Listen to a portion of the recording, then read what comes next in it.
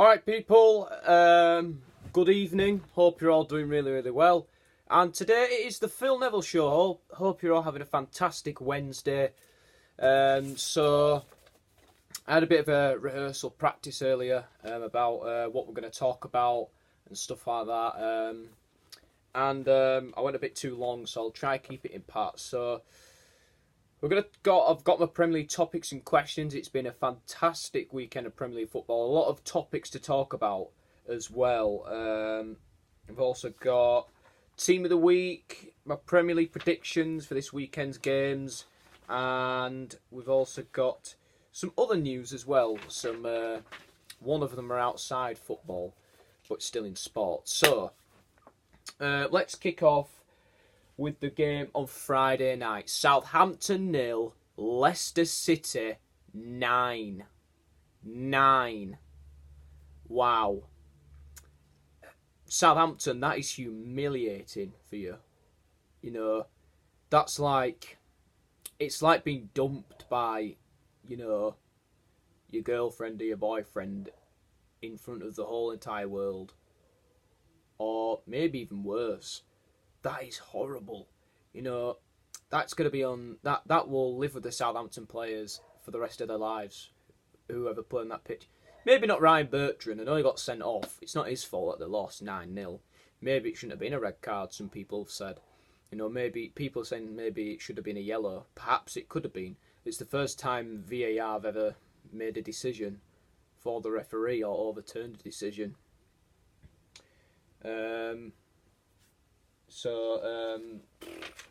Controversial stuff at St Mary's, and last night anything was an improvement. They lost 3-1 to City in the League Cup last night, in the Carabao Cup, and to be honest,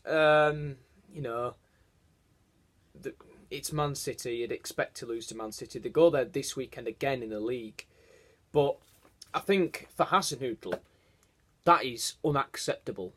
You've got to, it's a sackable offence, really, to lose 9-0 at home. Allow it to happen. When you go down to 10 men, teams don't just say, right, fuck it, we've lost. They don't just give up. The manager has to say, right, we're going to change the formation. We're not going to panic. We'll play, we've got to find a way to find a bit of stability, because people have said a lot of the times, and they've said that playing against 10 men makes it harder. And I just think Southampton just wanted to use that as an excuse that they got a red card. But the defending was absolutely atrocious, and the way the club is it's just an entire mess. I mean, they played fantastic football for many years. I remember when they were, I first got into footy when Pochettino was there. I were, obviously not a Southampton fan, but I remember Pochettino struggled to speak English, didn't they? They played some great football. They've brought in some wonderful youth players from the youth ranks, and they've all moved on to bigger clubs. Looking at players like Mane, Pella, Klein, Shaw, Lallana, Bale, he was there from back in the day, but then he went to Tottenham. Schneiderlin, and Alderweireld as well, Jose Font. So many wonderful players. Name me all of them. Jay Rodriguez was one as well. He's at Burnley now. But an injury ruined his chances of getting into the World Cup in 2014. I remember that. He lost a 4-1 to Man City. Again, bringing up Man City. So, yeah, horrible stuff. And I think any result will be an improvement. And, they might just get on the score sheet as well, which is nice. I wonder if Hasenhüttl is going to make big changes at the Etihad this week. I think, it's going to be very, very hard for them to come back from this defeat. I think, I think, in the next home game, that's against Everton, I think Everton fans, in a way, it might sound a bit stupid, but I think Everton fans should be a bit nervous going into that game, because Everton are really, really bad away from home. They haven't won away from home since March, and the problem Everton will have is that Southampton will be like, right, it's the first game in front of our home fans since that 9-0 defeat. We are going to turn up and we're going to give Everton the worst kind of game possible. We're going to make it so uncomfortable for them. And I think Everton can be rattled by that. So I'm already thinking in my head that Southampton look like they'll go on to win that game next week. I'm not saying it's definite. Everton have some really good players, and they are improving. But away from home, they're awful. And I think Southampton will be really up for it. But obviously, Southampton have to perform as well. And I don't think anybody saw it coming. They were on the back of a 1-1 draw with Wolves. They looked mid-table at best. They've got some good players in the team. Maybe 2 or 3-0. It's a bad defeat, but it's not. It's acceptable. But 9-0, you just can't be 9-0. You can't do that. But for Leicester, fair play to them. Third in the league now.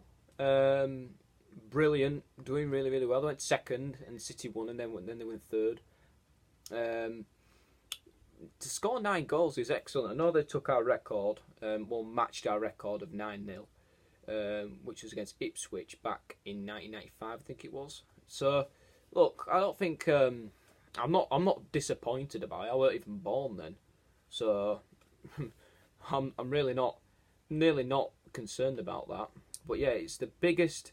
I've heard it's the biggest away win in English football history.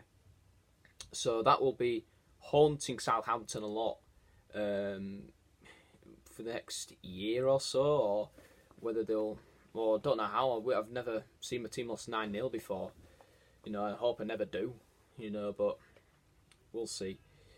But yeah, what next for Southampton? Well, they've stuck with Hasenhüttl, which was quite surprised with. I thought they were going to sack him. Back to talking about the years of the great football that they've been playing. Southampton have been, that team that challenged for the top 6 and played great football, under Pochettino and Koeman. And then they had Claude Puel. He did okay, finished 8th and got into a cup final. Got sacked because of the boring style of football he played. The next season, they appointed Pellegrino. They were near around the relegation zone, weren't scoring goals, weren't creating much chances. They brought in Mark Hughes, who just about kept Southampton up. In the 2018-19 season, Mark Hughes got sacked in December, won 3 games in his Southampton career, 1 game at home, which was the last season, the 17-18 campaign against Bournemouth, and wins in the League Cup against Brighton and 1 league win against Crystal Palace. So, and he had to go, really. It was against us, 2-2 draw. And then Hasenhüttl came in, and he's been playing the football, playing pressing football. He kept Southampton up, played some good, they beat good sides like Arsenal and Spurs at home. They gave Man United a tough game at Old Trafford. That held us to 1-1 draw earlier on in the season as well.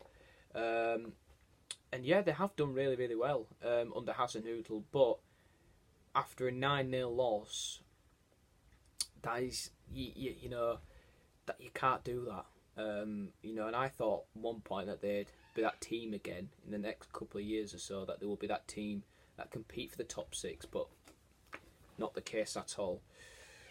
So, yeah, I've gone on for 9 minutes. We're going to go on to the next question, and we're going to do that in part 2. I'll see you in a moment.